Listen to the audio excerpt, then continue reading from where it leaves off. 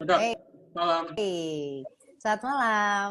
Ini manggilnya Grandly atau Grandly atau gimana nih?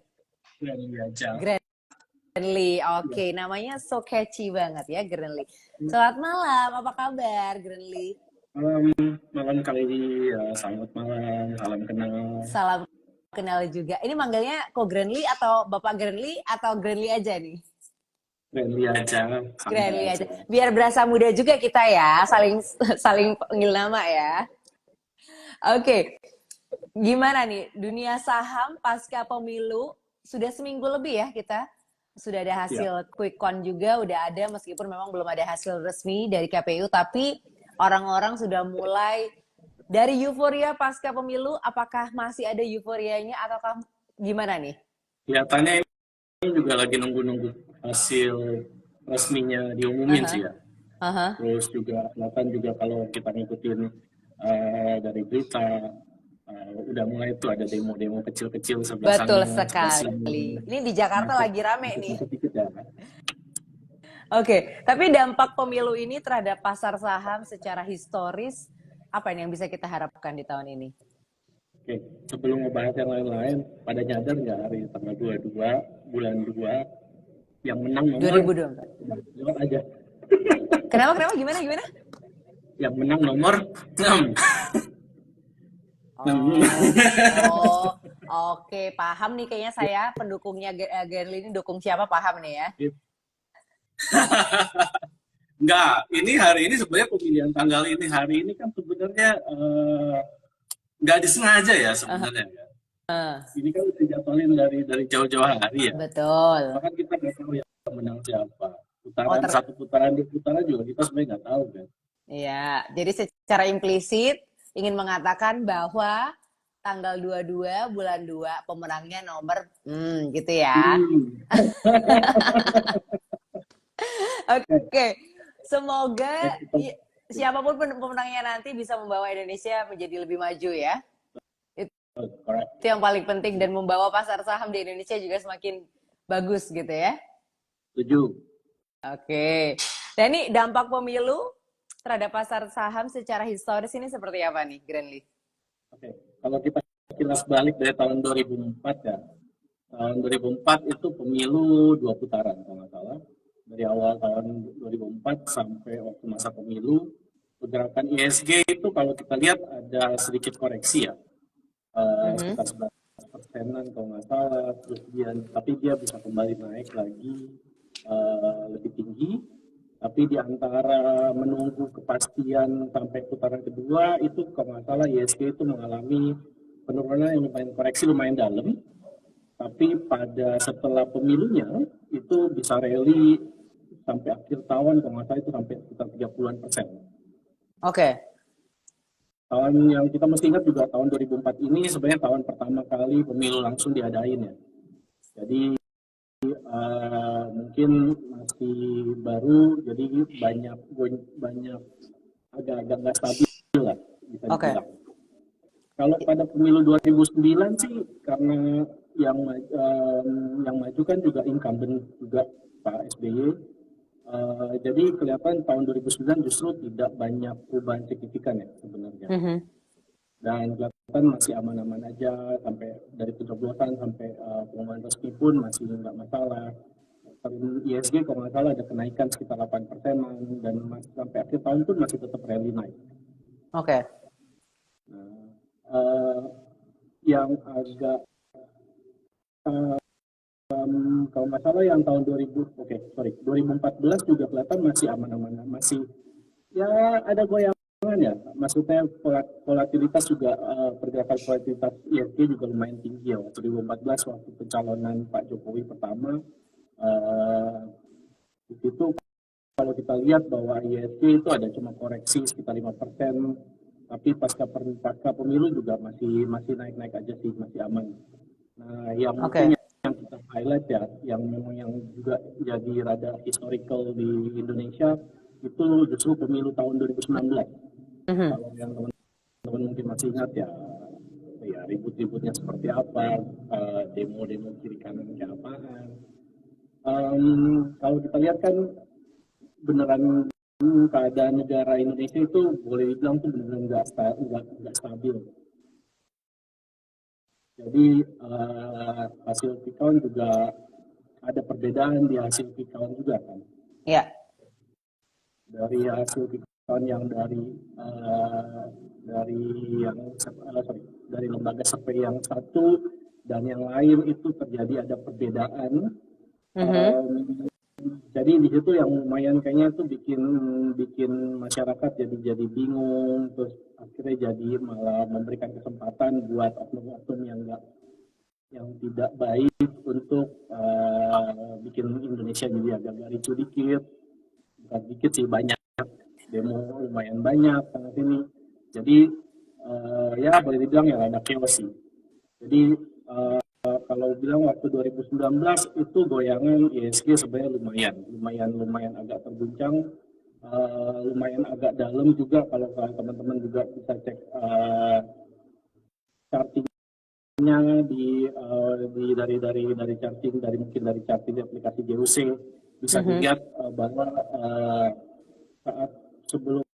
saat waktu nunggu dari setelah pencoblosan sampai nunggu hasil dari KPU keluar, terus juga setelah hasil KPU keluar itu juga masih banding sana sini dan lain-lain. Wah, itu tuh dalam. Oke. Tapi setelah itu ya setelah udah ada hasil terakhir, udah hasilnya seperti apa, ya balik lagi oke sih. Oke. Nah, sebelum kita ngebahas tentang pemilu yang 2024, karena dari tadi kan Greenly udah ngebahas dari tahun 2004 sampai 2019 gitu ya. Ini ada yang dari salah satu Sobat JUC, Hans ngasih tahu kalau suaranya Greenly kayaknya kurang jelas. Dari saya juga terdengar agak sedikit jauh sebenarnya, jadinya kayak ada sedikit gemaknya gitu. Oke. Masih kurang jelas ya? Kayak suaranya jauh gitu. Oke, saya boleh izin bentar nggak? Saya pakai headset ya. Boleh. Saya tungguin dong pastinya.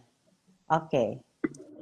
Sambil menunggu, kalau teman-teman ada yang ingin bertanya terkait topik kita malam hari ini, bisa langsung saja tulis pertanyaannya di kolom pertanyaan ya. Kalau saya ditulis di kolom komentar, takutnya ketumpuk dengan yang lain. Jadi minta tolong teman-teman yang bertanya, silahkan ditulis di kolom komentar. Oke, suara mic terlalu jauh. Ini suara mic siapa yang terlalu jauh? Suara narasumber atau suara saya? Oke. Oke, kalau gini udah aman nggak kira-kira? Nah, oke. Lebih enak kan ya? Lebih enak. Suara saya terdengar jelas? Benar. Aman. Aman ya? Oke. Betul. Gimana mungkin dari Sobat JUC yang sudah bergabung boleh dicek juga kalau misalnya mungkin suara dari saya atau mungkin dari Greenly kurang jelas bisa diinformasikan juga. Tapi kayaknya sekarang udah better nih. Oke. Nah, tadi lanjut lagi dengan percakapan kita bahwa tadi Greenly udah ngebahas pemilu dari tahun 2004 sampai 2019. Nah, kalau menurut perkiraan nih dari tahun 2024 ini meskipun belum keluar hasil resminya, tapi kan kayaknya selisihnya cukup jauh ya antara pemenang dengan calon paslon yang lain gitu ya. Nah, menurut Greenly gimana nih? Kelihatan sih kalau misalnya kita lihat keadaan sekarang kan, ya memang kelihatan ada fire kayak tadi yang awalnya kita udah ngomong kan, ada demo di Jakarta kiri kanan. Mungkin saya nggak tahu sih kalau di luar Jakarta ya, tapi kalau dari berita kan ada beberapa titik orang-orang pada demo. Terus juga dari tim-timnya paslon tertentu juga udah mulai ngomong ada kecurangan ini, kecurangan itu. Tapi kelihatan bahwa untungnya kelihatannya keadaan negara masih aman-aman tentram aja sih. Tidak ada pergerakan atau demo-demo yang ke arah yang bikin negara agak-agak nggak enak ya. Jadi harusnya sih masih aman-aman aja. Jadi apakah demo... Pak Jokowi lagi di Manado sekarang hari ini. Nggak ini ya, nggak nyari ya. Siapa tahu lagi mencoba mencari kesempatan untuk bisa bertemu dengan Pak Presiden. Waduh, mau minta apa ya? Enggak lah. Minta Masa informasi minta dong kalau sama Oh iya. antara minta informasi atau minta jabatan ya kan? Ah, masa minta sepeda ya? Oke. Eh, balik lagi tentang ini ya, tentang demo-demo yang ada. Apakah demo itu juga menjadi salah satu faktor yang menentukan pergerakan saham juga? Ataukah ada faktor-faktor apa sih faktor-faktor utama yang mempengaruhi pergerakan saham pasca pemilu itu? Oke. Kalau misal biasanya nih, kalau rule of thumbs-nya aja, biasanya itu secara umumnya bahwa pada saat buat nungguin kepastian siapa yang menang pemilu nih. Nah, itu tuh yang siapa yang menang quick count, hasil recount-nya nanti apakah ntar maksudnya jadi beda jauh sama yang hasil quick count kemarin, apakah hasil recount itu ntar diterima sama pihak lain, atau nantinya ntar ada gugatan dari pihak tertentu terhadap hasil recount, itu bakal masalah nggak? Kalau misalnya mereka bisa menerima itu, kalaupun dalam artiannya ada yang nggak bisa diterima, tapi pun melewati dengan jalurnya, seperti maksudnya harus ke MK atau kemana, jadi dengan tenang, jadi harusnya itu sih aman-aman aja ya, kecuali dalam artian kalaupun kayak, mungkin kalau kita lihat dari tahun 2019, ada ribut sana, ribut sini, orang nggak senang dengan hasilnya, terasa nggak bingung, dan maksudnya banyak demo karena nggak puas. Jadi itu mungkin yang bisa bikin bahwa negara agak nggak stabil, dan ketidakstabilan itulah yang bakal mempengaruhi ke pasar modal juga. Terus Oke, jadi stabilitas dari sebuah negara ya. betul. Oke. Terus Ada faktor kalau lain nggak? misalnya faktor lain juga yang mempengaruhi ke pergerakan saham pasca pemilu ya.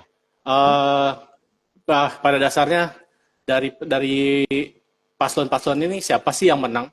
Karena dari siapa yang menang ini para investor bakal melihat bahwa visi misinya itu nantinya seperti apa. Mereka punya program itu seperti apa.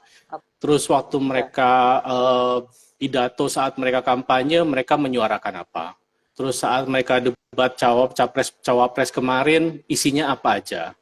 Dari situ mungkin investor bakal akan ada gambaran kira-kira ini siapa, paslon mana yang bakal pro ke siapa, paslon mana yang bakal let's say melanjutkan pemerintahan yang sudah ada, ataupun mungkin agak-agak berseberangan dengan pemerintah yang sekarang yang ada, ataupun mungkin mereka posisi lagi di tengah-tengah. Jadi dari situ bisa para investor dari situ akan menilai bahwa oke, kalau misal si paslon ini yang menang, berarti kegiatan ini atau program ini akan dilaksanakan oleh si yang pemenang. Oke. Itu yang menentukan, faktor-faktor yang menentukan ya. Ada satu lagi sih, juga saham-saham yang kita tahu lah bahwa di belakang dari paslon-paslon ini kan juga ada konglomerasi ya. Dan konglomerasi ini kan juga umumnya banyak yang sahamnya itu perusahaannya itu udah listing di bursa ya. Jadi itu juga pasti sangat berpengaruh ya. Dimana kita lihat bahwa waktu sehari setelah pemilu tanggal 15 Februari kita lihat bahwa memang ada, ya kita bisa lihat sendiri bahwa kayak saham-saham yang seperti yang boleh dibilang yang berafiliasi dengan paslon nomor 2 seperti PMMP, ada Toba, itu juga langsung naik, langsung loncat gap up pada saat pembukaan market, tapi saat tutup market sih juga ada koreksi di bawah turun lagi ya. Jadi hal-hal seperti itu sih yang bisa jadi faktor-faktor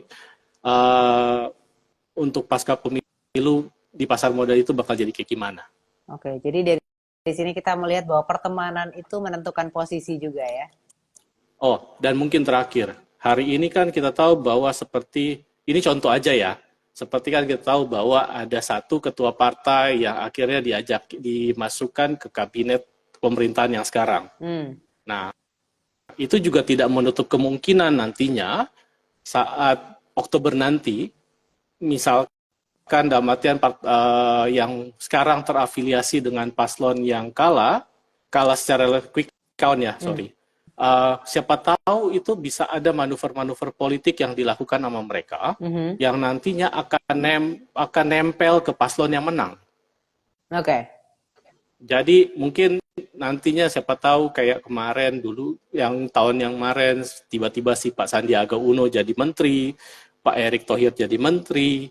Nggak sih, Pak Erick Thohir nggak berseberangan sih dulu ya. Tapi kita lihat kan maksudnya Pak Sandiaga Uno tiba-tiba jadi menteri. Walau gimana pun kan tetap saham dari Pak Sandiaga tuh agak juga ikut terangkat ya. Iya, iya. Oke. Itu yang namanya privilege orang dalam ya. ini ada salah satu viewers kita, Hans, bilang tuh privilege orang dalam katanya. Ordal. Ordal, iya. Oke.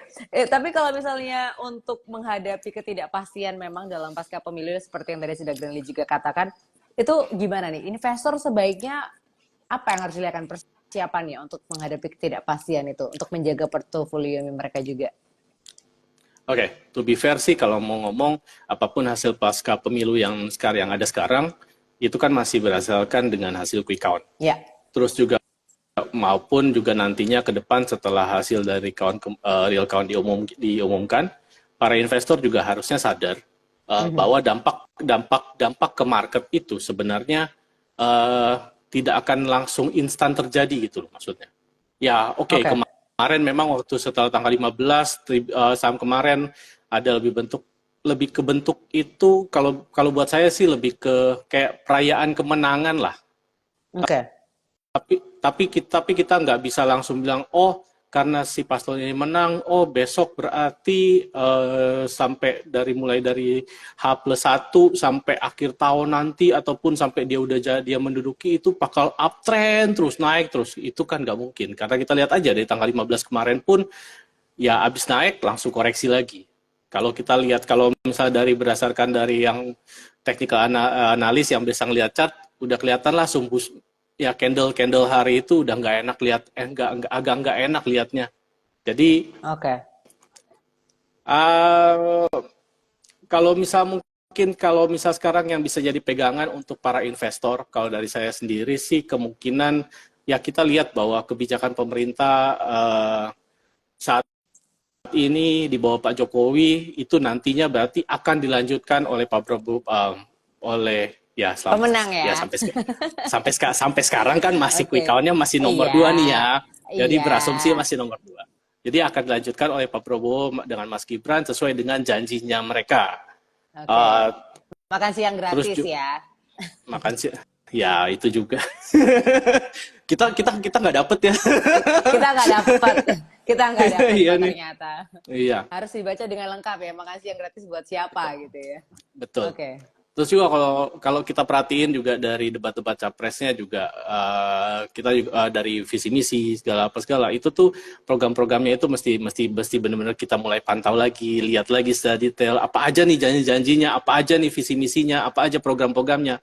Nah, dari situ bakal kelihatan nih apa aja nih saham-saham yang kemungkinan tuh akan kena dampaknya lah.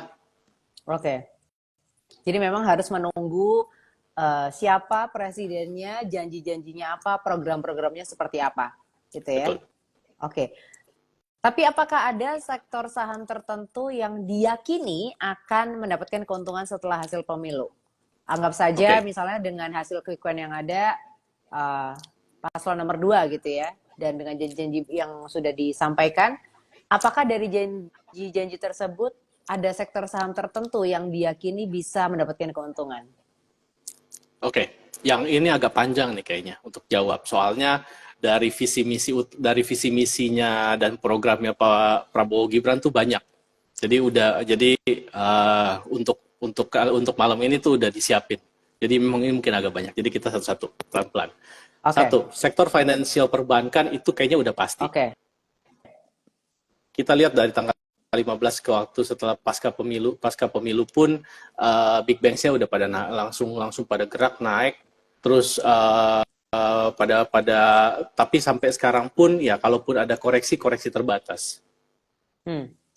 Oke. Terus juga rada curhat dikit, BCA kasihan ya, udah ulang tahun tapi 2 hari ini sahamnya merah. Ini ya, mentang-mentang habis Imlek dapatnya merah ya. Iya, Bukan makanya. angpau merah tapi ternyata. Jadi Oke. kalau dibilang sih bisa dibilang bahwa respon dari market untuk perbankan itu sangat positif ya. Dan kita juga tahu bahwa sektor keuangan itu boleh dibilang ya itu juga salah satu tulang punggung ya. Jadi ya namanya juga pemerintah apalagi pemerintah yang baru dengan program-programnya apa segala ya pasti butuh duit ya. Oke. Jadi mau nggak mau pasti sektor keuangan pasti jalan. Oke. Terus Tapi bukan cuma kedua, mereka yang butuh duit ya, tapi kita juga butuh duit loh. kita juga. Oke. Mereka mungkin bakal nyimpen duit ya, atau enggak mereka mungkin bakal muter duitnya dibagi di dunia finance ya. Tapi kalau Oke. kita mungkin narik duit, Tarik tunai kalau tarik gitu. tunai. Iya. Oke, Betul. sorry, sektor kedua. Oke, ada sektor infrastruktur. Oke. Itu juga kelihatan bahwa kalau buat saya sih itu juga pasti bakal naik untuk mungkin tahun ini. Tapi memang kalau dilihat sekarang ya itu saya bilang bahwa ada matian, kita nggak bisa ada matian juga mengharapkan karena hasilnya yang menang Pak Prabowo Pak Prabowo dan Mas Gibran. Terus mereka akan melanjutkan pembangunan IKN, terus kita langsung berharap seperti kayak PTPP langsung terbang ke orang gila. Ya enggak juga sih, enggak bisa gitu juga ya. Tapi kita bisa melihat, tapi yang kita tahu juga ada matian bahwa sektor infrastruktur itu juga bakal dampak positif karena udah fix IKN pasti akan jalan, tidak akan ada trouble apa-apa dengan IKN. Karena kan kita tahu tuh ada satu paslon yang kayaknya nggak mau melanjutkan IKN. Jadi ya syukurnya IKN tetap berlanjut. Kayaknya Gerli ini kelihatan banget gitu ya. Dari pertama Enggak. lama-lama makin kelihatan ya pendukungnya siapa nih ya. Enggak sih, cuma kan maksudnya dalam artian ya. Berdasarkan Ya, hasil quick count ya. betul. Quick count ya. Ya, Oke. kita kan hanya berdasarkan fakta yang sudah ada di lapangan aja ya. Iya, oke. Kedua infrastruktur ya yang akan berkembang juga. Yang ketiga? Oke, dalam infrastruktur itu juga selain juga dalam artian pembangunan konstruksi juga di situ kan pasti ada telekomunikasi juga. Ya pada dasarnya bahwa ya kita tahu lah bahwa kalau misalnya program IKN-nya tetap berjalan berarti semua fasilitas yang harus infrastruktur itu harus ada dan harus mereka bakal kerja di situ, mereka juga bakal dapat income juga dari situ dan lain-lain. Oke. Sektor berikut ada sektor properti. Ini kayaknya hampir semua nih, hampir semua sektor nih dapat nih sebenarnya. Sektor properti itu kalau teman-teman lebih lihat ke visi misinya, dari 17 program prioritasnya Pak Prabowo Gibran, itu sebenarnya juga ada satu di area properti, di mana itu mereka menjamin pembangunan hunian berkualitas dan terjangkau yang bersanitasi baik. Dengan target 25 rumah per desa per tahun. Terus kalau untuk yang perkotaan itu ada 500.000 landed house dan 500.000 rumah susun. Oke. Jadi buat teman-teman nitip juga, siapa tahu yang lagi-lagi nyari rumah, tanyain aja ke agen propertinya, siapa tahu dapat info. Oke, jadi harga properti akan membaik tahun 2024 jika paslon nomor 2 menang gitu ya. Mudah-mudahan. Oke. Mungkin satu sektor lagi mungkin? Bentar, kalau sektor lagi milih yang mana ya? Soalnya masih banyak sebenarnya. Tapi juga kalau misalnya cuma dibatasin satu sektor lagi, kayaknya lebih ke pangan. Karena kita tahu dari dulu mungkin sebelum dari pemilu yang ini, pemilu yang sebelumnya saat Pak Prabowo juga mencalon saat tahun 2004, dari 2014 sampai 2019 juga itu tuh Pak Prabowo tuh demen banget, suka bawa tentang pangan. Makanya saya juga nggak heran sih sebenarnya dengan ada program dari makan gratis ini ya.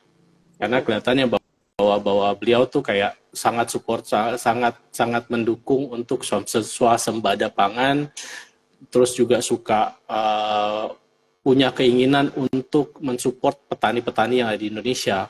Jadi mungkin kalau teman-teman boleh lihat, mungkin ya saham-saham beras itu kayaknya kemarin bakal gerak juga. Terus juga ya kalau makan siang gratis itu dapat apa aja sih? Nasi, lauk berarti ada Bekal gitu ya, hubungan bekal sama ayam dan sama lain-lain. ya Terus sayur. juga sama susu. Kemarin juga kasih susu kan, jadi ada susu. Ya Oke. udah. Ya mungkin yang kayak gitu-gituan lah. Ya mereka-mereka itulah yang diperhatiin. Oke. Jadi memang kalau mungkin bisa di summary untuk sektor-sektor saham tertentu yang diyakini bisa mendapatkan keuntungan setelah hasil pemilu ini berdasarkan hasil quick count yang ada. Itu ada 5 ya. Greenly ada sektor finance perbankan, infrastruktur, which is itu ada construction dan juga telekomunikasi. Kemudian sektor properti dan juga sektor pangan. Di situ ada pertanian, beras, lauk, susu ya. Oke. Oke. Sebenarnya masih ada beberapa lagi sih sebenarnya. Ada berapa lagi? Kalau misalnya masih sebenarnya ada sektor energi itu juga Oke, ada. Terus sektor ada energi. juga sektor bahan baku, sektor dari bahan baku, basic ya itu juga kena. Terus juga karena buat saya, karena Mas Gibran juga anak muda, juga waktu saat kalau kita ingat ke waktu debat Cawapres kemarin juga satu yang sering dibawa sama Mas Gibran itu adalah tentang energi baru terbarukan, energi baru yang terbarukan. Terus juga selalu tuh Mas Gibran selalu ngomong tentang digitalisasi. So rasanya sektor teknologi itu kayaknya menarik sih tahun ini. Oke. Ada lagi sektor yang kira-kira akan itu ya. Jadi tambahnya tadi di energi, bahan baku, energi baru yang terbarukan dan juga digitalisasi which is di teknologi ya. Oke. Nah, kalau menurut Greenly sendiri dari pengaruh kebijakan pemerintah pasca pemilu ini terhadap pasar saham seperti apa? Oke.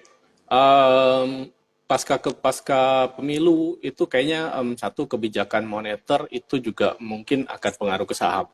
Dalam artian bahwa nantinya dalam artian, tapi ini juga bukan karena adanya pemilu ya, tapi juga mungkin dari pasca pemilu juga mungkin akan berpengaruh nantinya.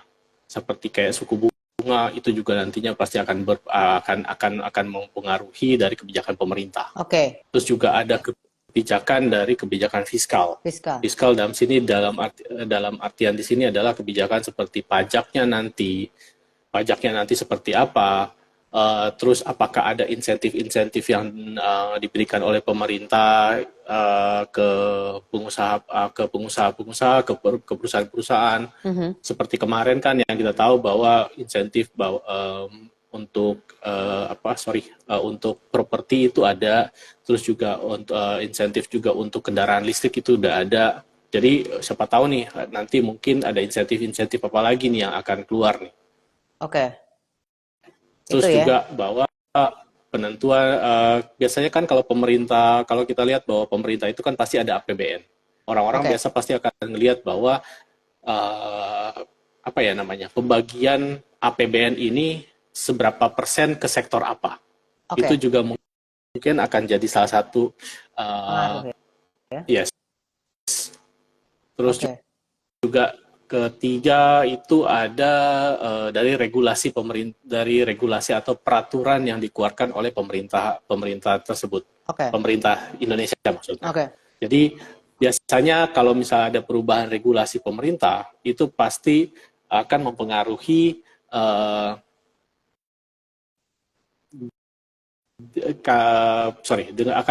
dengan jalannya perusahaan ataupun jalannya dari pengusaha-pengusaha yang ada di Indonesia.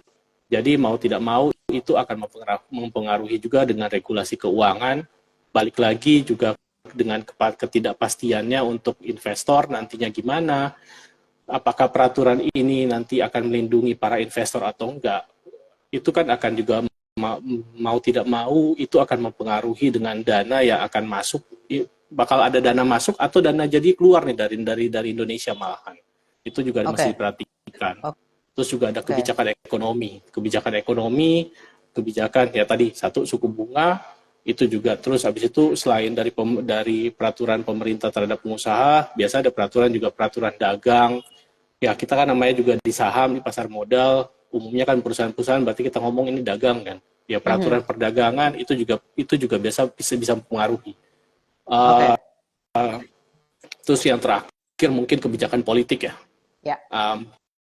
Kebijakan politik ini mungkin ada kebijakan politik yang tidak secara langsung berhubungan dengan perdagangan, tapi bisa jadi kadang-kadang kebijakan politik ini mengganggu stabilitas keamanan dari negara. Nah ini dia yang juga akan bikin dampak negatif ke pasar modal. Secara tidak langsung ya? Betul. Oke, nah untuk menghadapi ketidakpastian pasca pemilu itu ada strategi apa nih yang bisa dilakukan oleh investor untuk mengelola resikonya?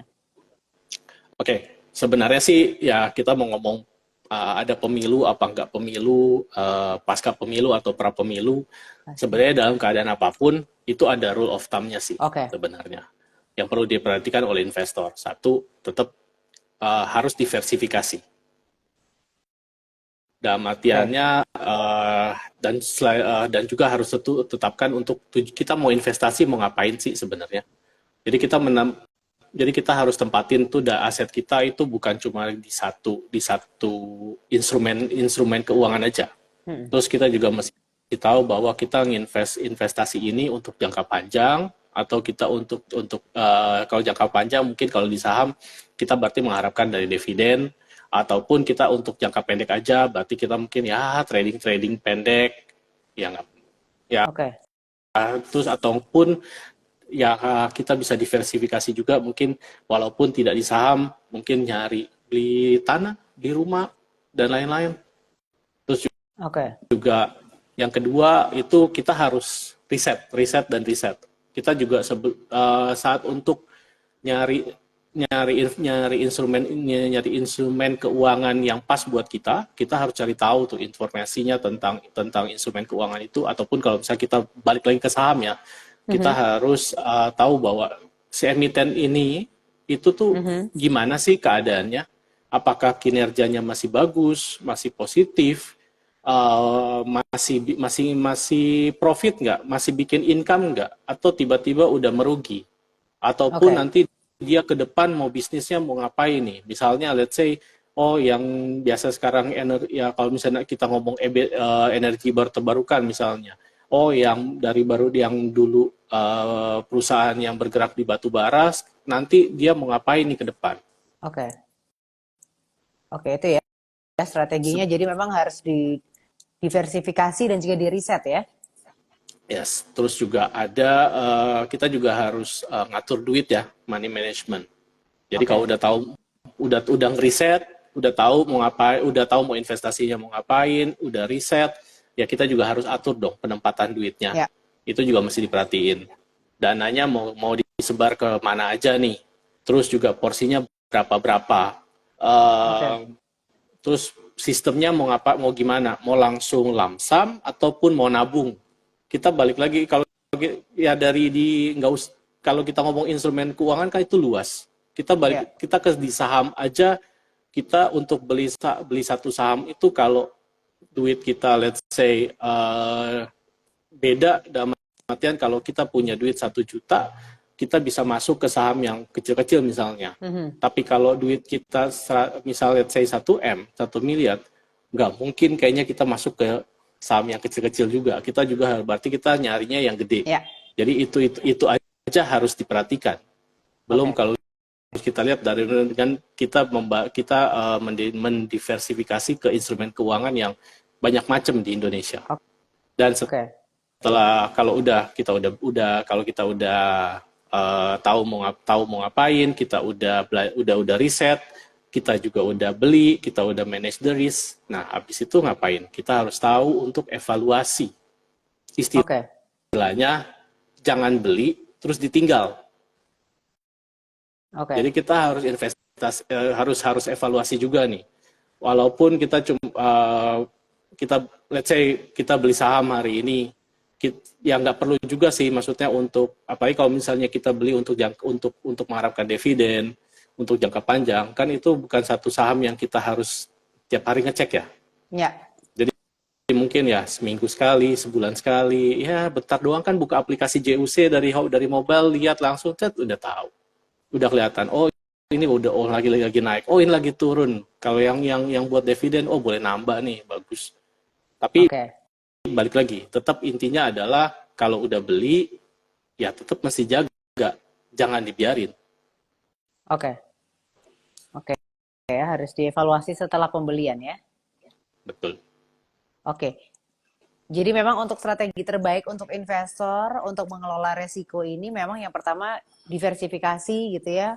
Ngelihat dari investasinya, instrumen keuangannya mau jangka panjang atau jangka pendek, kemudian riset juga, emiten analysis, terus ada juga money management, evaluasi ya setelah pembelian itu ya. Itu adalah Betul. Strategi terbaik ya untuk mengelola resikonya. Ini sebelum saya nanya ke next question, kalau mungkin dari Sobat JUC ada yang mau nanya, please bisa tulis pertanyaannya di kolom pertanyaan ya. Takutnya kalau di kolom komentar kan ketumpuk-ketumpuk. Ketumpuk, betul. Iya. Jadi tolong ditulis di kolom pertanyaan, nanti akan dijawab juga sama Greenly ya.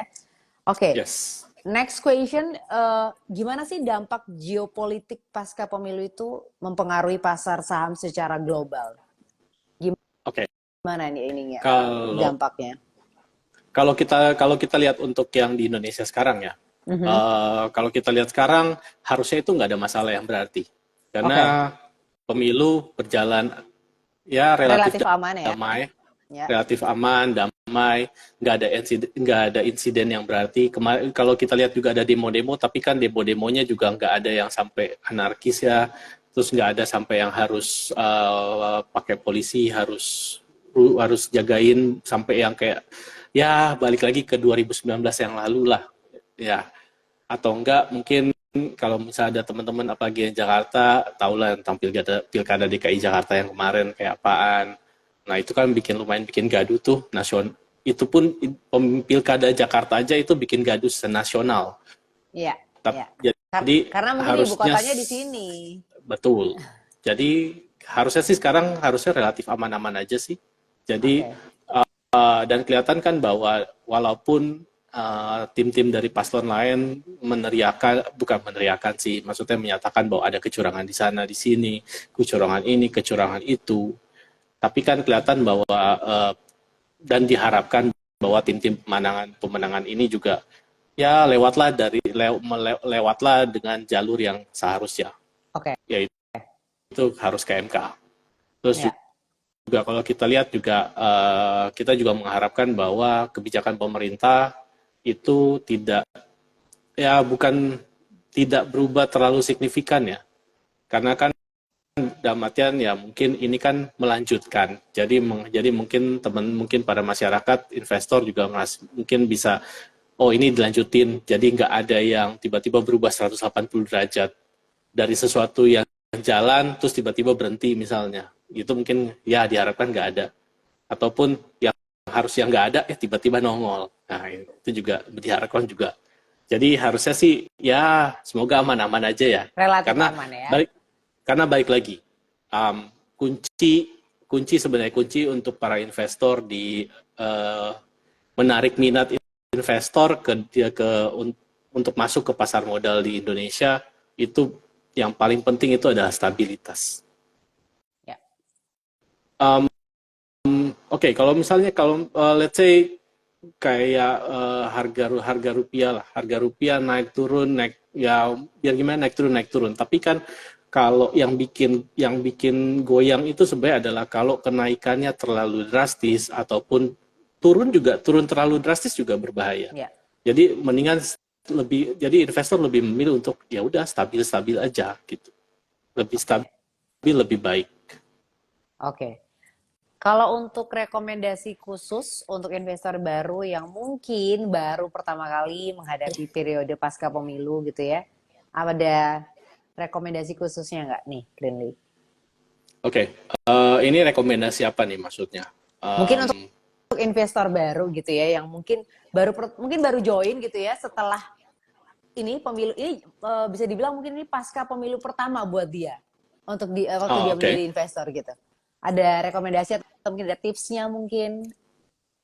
Mungkin yang kayak tadi ya, yang maksudnya yang beberapa, mungkin teman-teman juga masih lihat bahwa oke, untuk pemilihan sahamnya baik lagi kayak tadi sektor-sektor apa sih yang kelihatannya yang didukung, yang kayak tuh bakal jalan nih oleh paslon nomor 2, oleh Pak Prabowo Gibran nih, bakal ya kayak tadi kan bahwa kayak sektor pangan itu udah digambar-gemborin, walaupun sebenarnya kadang-kadang ada orang juga yang ngomong, oh sektor pangan kan 2029 kok. Iya, 2029, tapi kan persiapannya nggak 2029. Iya. Dilaksanakan, maksudnya dijalankan mungkin 2029, tapi kan rasanya persiapan itu kan nggak mungkin 2029. Mungkin memang juga tidak dalam artian di 2024, 2025 ya. Tidak seinstan itu.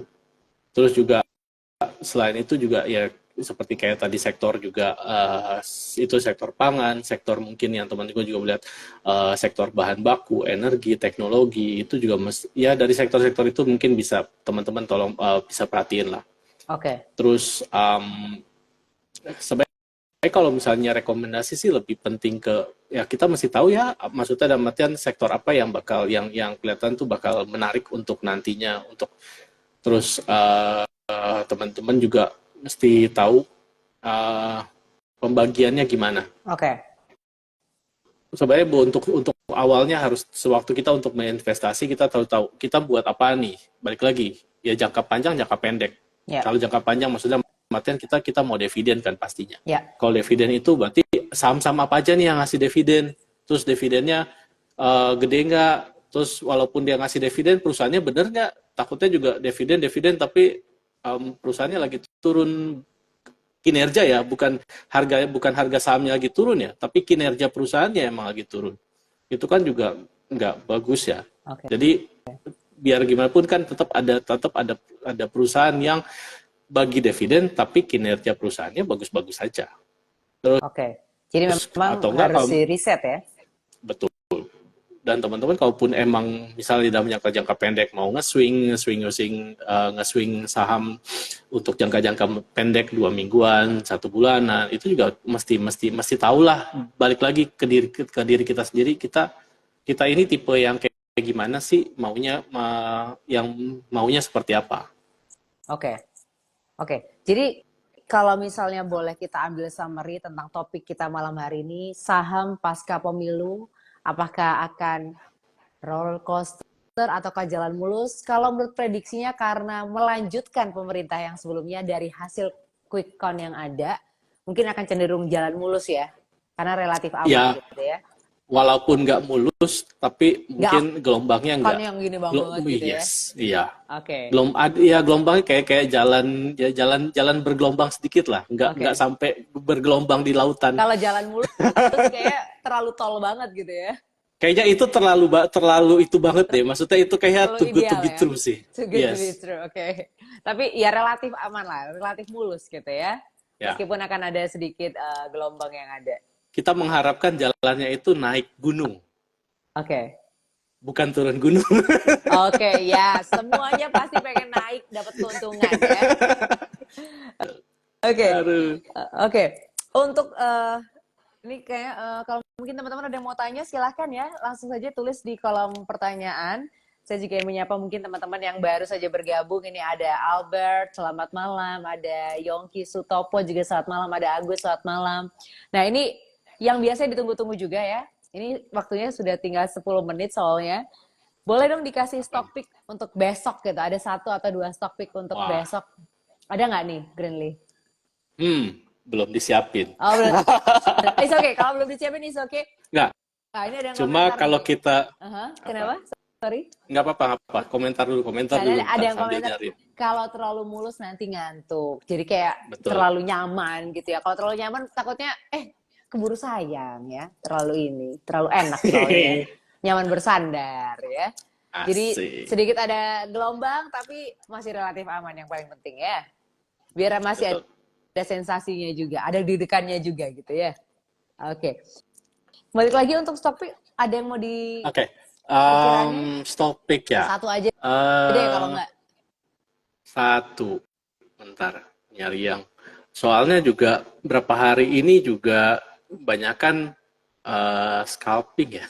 Cuma kayaknya nggak enak ngasih scalping kan ke sini. Oke. Kalau yang hari ini kelihatannya yang lagi oke. Bentar ya. Ini belum bikin PR soalnya. It's Tapi okay. kalau kita lihat perbankan koreksi segala. Oke, hari ini kalau misalnya kita lihat sih BBTN harusnya oke ya. BBTN. BBTN, ya BBTN kalau misalnya kita lihat bahwa perbankan yang lain kan udah pada tinggi-tinggi, kemarin juga NISP juga naiknya lumayan, Bank Niaga juga naik lumayan, BBTN juga harusnya bisa nih. Gitu. Terus, bentar ya. Oh ya, sama mungkin GJTL ya, Gajah Tunggal juga kemarin udah lumayan udah mulai seminggu ya kalau nggak salah agak sideways, terus juga kemarin udah naik, terus hari ini naik sedikit, jadi kelihatan Gajah Tunggal juga kelihatan lumayan menarik sih. Oke, Harusnya. ada BBTN dan juga Gajah Tunggal ya. Ya. Oke. Tadi juga kan Girly sempat bilang gitu ya, kalau misalnya mau rajin analisis gitu untuk melihat, itu join aja ke aplikasinya JUC, namanya Join, Sobat JUC ya. Kalau misalnya teman-teman mau join, ya please join gitu ya ke aplikasi JUC. Yes. Dan teman-teman bisa langsung juga bisa daftar link registrasinya di register.juc.co.id ya. Ada di desktop, namanya juga Join. Kalau yang di iOS dan juga Android namanya Join Mobile 2. Mobile 2. Yes, Mobile 2. Nah, kalau teman-teman pengen daftar menjadi nasabah JUC Sekuritas Manado nih, bisa juga pakai account officer-nya dari Grandly. Nomornya berapa nih? Nomor account officer-nya. Agak nggak hafal, tapi bisa langsung ke IG aja. Jujur nggak hafal. Oke, ke IG-nya siapa nih? Ke IG-nya siapa? JUC titik Manado. Yes. Oke. Karena banyak kan DM sih. Oh, DM banyak kan ya. DM. Sekarang kayaknya anak-anak Gen Z kayaknya lebih ke main DM ya daripada WA.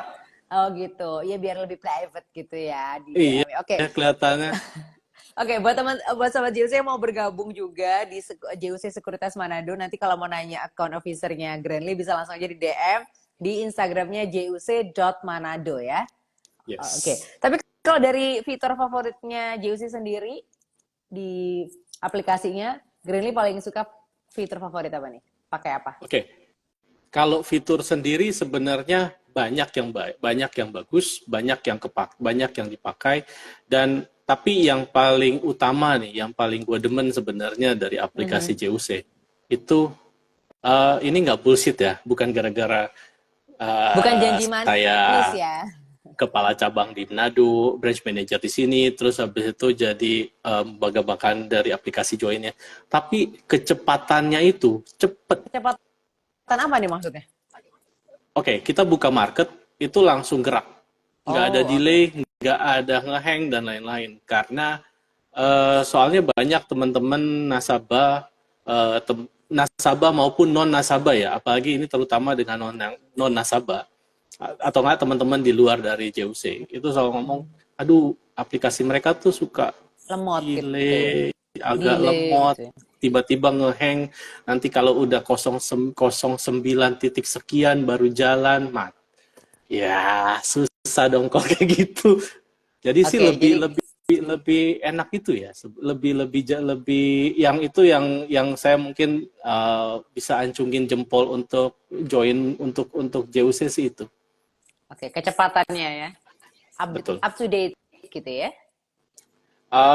Lebih ke kalau kita istilahnya kalau kita mau ngantri beli ngantri jual tuh emang langsung bisa gercep lah, satset nih. Satset, oke. Satset, tastes.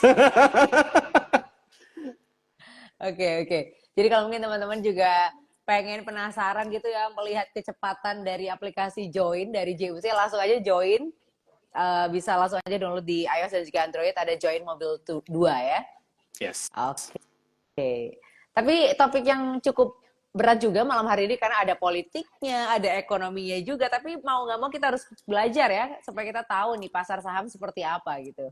Terima Mau kasih tidak banyak, mau Granly. berpengaruh. Yes. Mau tidak mau berpengaruh, so that's why we have to know gitu ya. We have to learn ya. Oke. Yeah. Terima kasih banyak, Granly, untuk insight-nya malam hari ini. Kayaknya Thank paham you. banget nih dunia politik nih. Jangan-jangan ntar lagi akan sedikit bergabung menjadi caleg kayaknya ya. Mau nomor berapa nih ntar? Udah ditawarin nomor ya. Enggak lah. Waduh. Siapa tahu jadi trader juga, jadi politisi juga, lengkap. Kelihatan kan belum ada kan trader saham yang jadi caleg gitu. Mungkin tradernya mainnya main belakang daripada main di depan. Oke. Nah, Iya sih. ya kan? Memang ya kita bisa lebih diem-diem sih daripada nongol nggak demen. Lebih mepetin yang menang gitu ya. Nah, Betul. Nah itu dia. Oke. Kita kan biasa ngurusin dana mereka aja. Itu menguntungkan ya. Betul. Oke. Terima kasih banyak sekali lagi Granly udah bergabung di IG Live Juice You Up malam hari ini. Next time kita ngobrol-ngobrol lagi. Tapi terima kasih banyak buat waktunya dan juga insight-nya ya. Okay. Terima kasih. Thank you so much. Sorry. Terima kasih juga buat Lady. Terima kasih juga buat teman-teman yang udah hadir, udah nonton. Semoga apa yang hari ini kita sajikan bisa bermanfaat buat teman-teman. Yes, pastinya. Sekali lagi terima kasih buat Sobat JUC yang sudah bergabung malam hari ini. Kita ketemu di minggu depan ya, di Juice You Up minggu depan. Dan juga kalau mungkin teman-teman pengen tahu topik untuk perharinya, ada morning juice juga dari jam 8:30 sampai jam 9 pagi WIB ya. Yes. Oke, terima kasih. Bye-bye. Thank you. Selamat malam. Bye-bye guys. Yuk.